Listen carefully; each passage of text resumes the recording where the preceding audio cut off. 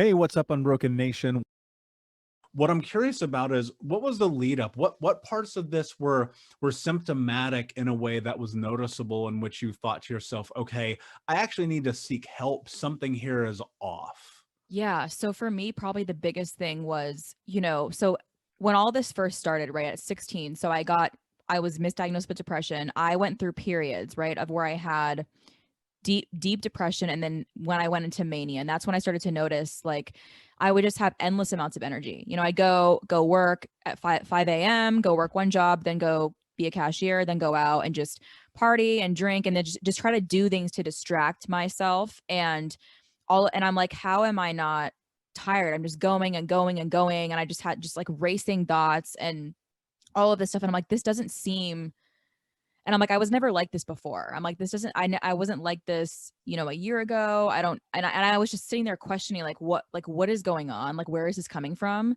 And, I remember I would bring it up at some of my appointments. And then again, I think it was kind of the aspect of, I didn't seem that way on the outside. So it was kind of like hard, I guess. I don't know if it was like to believe that what I was saying was what I was experiencing, but a lot of people around me just didn't see it. They were like, no, you don't. And that's what I often hear too. Like when of course, when you like see things on the media of, different celebrities who pass away, from suicide, and a lot of people say, oh, I had no idea, this person looks so happy. I had, where did this come from? And I feel like that's kind of like a little bit relating to like how I was, where people would say, that doesn't seem, you don't seem like you're struggling right now. Like, you don't seem like you're in a bad place right now. You don't seem like you're out of control right now.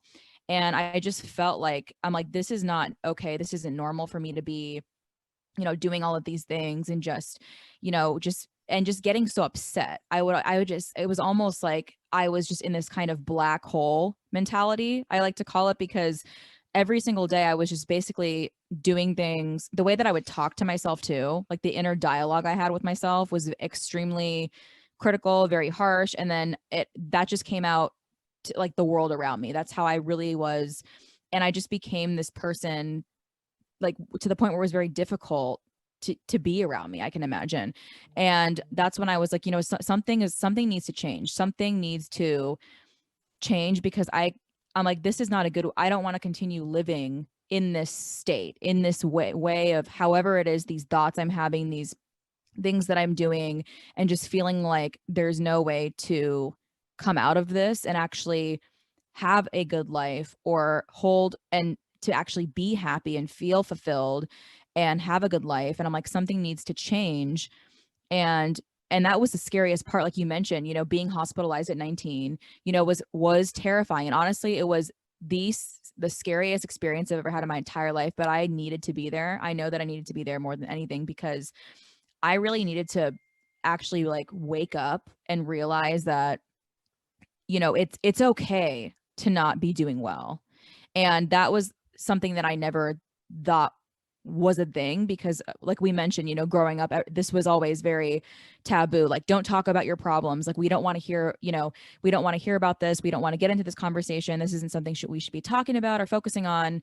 So I was just bottling it up. And like you said, when you do that, for your experience, it ended up consuming you, and that's what happened to me. And I mean, it just was, I mean, honestly, like, just the different things that I saw too. I mean, even in the hospital made me feel, because I remember talking to every single person on my floor, and just like hearing them and hearing their stories and the experiences that they had. And I'm sitting there thinking, you know, I could change the circumstances of my life. Like, I have power over that. I have control over that.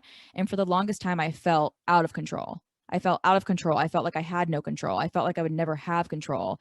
But then knowing that I'm responsible for how I respond or react to situations really kind of got me to start opening my eyes and saying, okay, there are steps that I can take to make this better. There are things that I can do to come out of this black hole mentality and actually start changing things in my life, start doing things differently, start implementing new habits to actually get me to the place that I would like to be in. And that's really what I like to, get into with people too, is if you ever struggled or are struggling, that is fine. That is okay. There's nothing wrong with that. And I feel like sometimes it's shamed almost and like looked down on if you're struggling with anxiety or depression or bipolar or schizophrenia.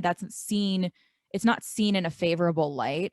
But I think if we shift that focus and make it so that it's more normalized, that we all have had issues at some point on some kind of degree with our mental health. And if we can make this more normalized, then more people would probably feel more comfortable talking about these things and having these conversations and seeking help. And it wouldn't seem so stigmatized.